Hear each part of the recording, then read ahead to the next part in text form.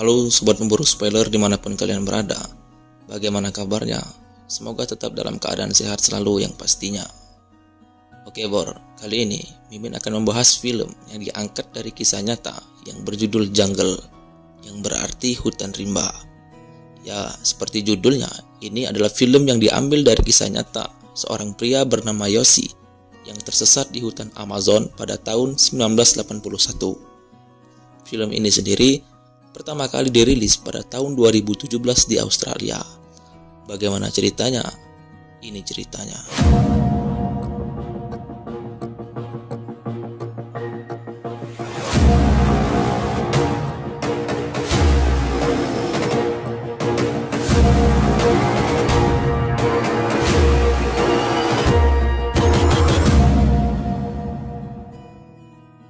Berkisah awal tahun 1981. Seorang mantan tentara Israel bernama Yoshi melakukan perjalanan ke Bolivia, Amerika Selatan. Jiwa petualang yang ia miliki membawanya untuk selalu berpetualang ke tempat-tempat yang baru. Di perjalanan dalam sebuah kapal, Yoshi bertemu dengan Marcus, seorang guru sekolah yang hampir saja ketinggalan. Sebagai sesama petualang, mereka langsung akrab dan memutuskan untuk berpetualang bersama dan mendirikan tenda di area perkemahan.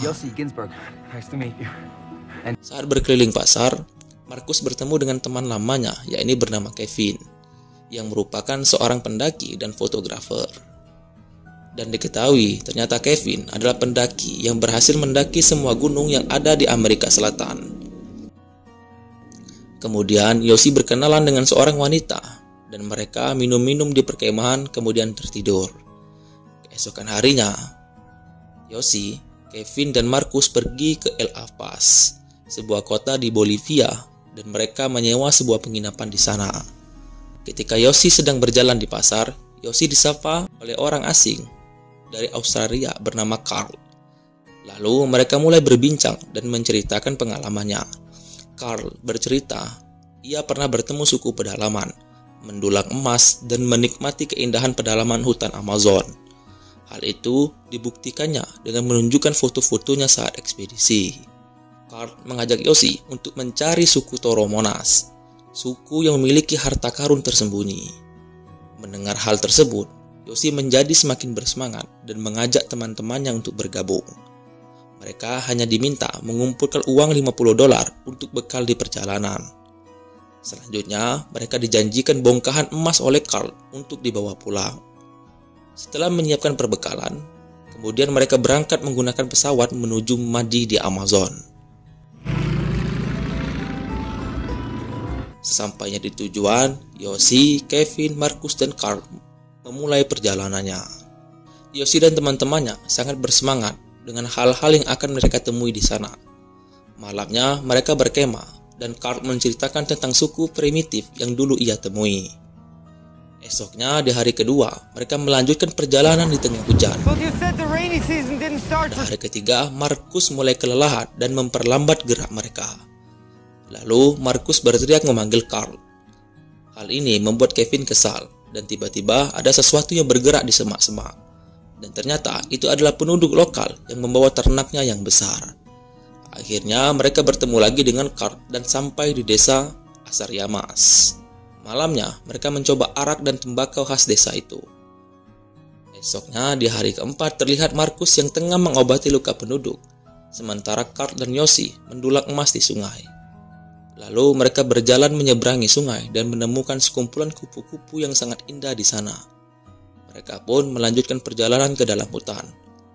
Perbekalan pun semakin menipis, dan ketika itu mereka melihat seekor monyet di sana, dan tiba-tiba Carl menembak monyet tersebut dan membakarnya. Carl tampak sangat menikmati hasil tangkapannya, dan keesokan harinya, di hari kelima, terlihat kondisi Marcus yang semakin melemah, yang menyebabkan mereka lebih sering beristirahat daripada berjalan. Marcus menyadari dan menyesali kondisinya yang hanya memperlambat perjalanan mereka saat ini. Namun, untuk kembali adalah hal yang tak mungkin sanggup dia lakukan seorang diri. Keesokan paginya, mereka berdiskusi bagaimana caranya agar Marcus bisa berjalan tanpa memperlambat perjalanan mereka. Akhirnya mereka bersepakat untuk membuat rakit dan mengarungi sungai. Awalnya perjalanan mereka menggunakan rakit sangatlah menyenangkan. Hingga akhirnya Karl begitu cemas melihat arus sungai yang semakin deras. Karena emosi, Karl kemudian meninggalkan mereka di tepi sungai dan masuk ke dalam hutan untuk berburu. Kemudian Yoshi pergi mencari Karl ke dalam hutan. Dan tiba-tiba Karl menembak jaguar yang sedang mengintai mereka. Akhirnya, karena Karl dan Kevin tidak sepemikiran, mereka memutuskan untuk berjalan masing-masing. Karl dan Markus berjalan menyusuri hutan, sementara Kevin dan Yoshi mengarungi sungai. Sebelum berpisah, Karl berpesan kepada mereka agar tidak mengarungi Malpaso San Pedro. Itu adalah jeram deras yang diapit dua batu besar dan jarang ada orang yang selamat mengarungi jeram tersebut. Mereka berpisah hari itu. Kevin dan Yoshi berangkat mengarungi sungai, sementara Karl dan Markus masuk kembali ke hutan. Dan ini adalah momen yang tidak pernah terlupakan oleh Yoshi dan Kevin, karena Markus dan Karl tak pernah keluar dari hutan, dan hingga saat ini mereka tak pernah ditemukan. Lalu sampailah mereka ke Malpaso San Pedro. Seperti yang dikatakan sebelumnya, arusnya terlalu deras hingga mereka kesulitan untuk mengendalikan rakit. Kevin berenang ke pinggir sungai dan mencoba menyelamatkan Yoshi yang terjebak di tengah sungai. Tapi sayang, karena derasnya arus, Yoshi pun hanyut dengan rakitnya yang hancur berantakan. Beruntung, ia tersangkut di batu dan berhasil keluar dari arus sungai. Ia mencoba mencari dan memanggil-manggil Kevin, namun tidak ada yang menjawabnya. Hingga sore hari, ia tidak menemukan tanda-tanda keberadaan Kevin. Di hari ke-6, Yoshi memutuskan untuk melanjutkan perjalanannya. Dengan kondisi yang sudah lelah dan dengan perut yang lapar, akhirnya Yoshi menemukan buah-buahan. Tapi, tiba-tiba Yoshi dikejutkan dengan seekor ular yang berada di atas pohon. Dia adalah pria yang suka tantangan. Akhirnya, Yoshi berhasil membunuh ular tersebut. Malamnya, Yoshi tidur di bawah pohon beralaskan daun. Kemudian, ia bermimpi berada di sebuah restoran. Namun ketika ia hendak memakannya, tiba-tiba Yoshi terbangun. Di pagi harinya, Yoshi melanjutkan perjalanan. Tiba-tiba ia menyadari adanya benjolan dan sesuatu yang bergerak di dahinya. Singkat cerita, malam harinya Yoshi kembali beristirahat dan tak diduga ia melihat Markus. Namun saat ia menyalakan senter, Markus menghilang. Lalu Yoshi mendengar ada sesuatu yang bergerak di antara semak-semak. Dia melihat macan yang sedang mengintainya dari balik semak-semak tersebut. Kemudian Yoshi menyalakan gas tabung untuk mengusir macan tersebut. Dan malam pun berganti pagi. Yoshi yang merasa tak nyaman, kemudian mengoperasi benjolan dahinya. Dan ternyata benjolan itu berisi hewan seperti lintah. Yoshi kemudian melanjutkan perjalanan. Ia menemukan bekas tebasan pohon dan di depannya ia menemukan 2 butir telur yang hampir menetas. Karena kehabisan bekal dan sangat kelaparan, akhirnya Yoshi memakan telur itu mentah-mentah. Yoshi menemukan perkemahan tradisional, dan yang tersisa hanya bangunan dari daunan kering. Kemudian Yoshi membuka sebuah peta, berjalan seorang diri dengan kondisi basah dan kering membuat kakinya penuh dengan luka, tapi ia tidak punya pilihan lain selain terus berjalan. Yoshi kemudian memutuskan untuk kembali ke tepi sungai agar tidak tersesat.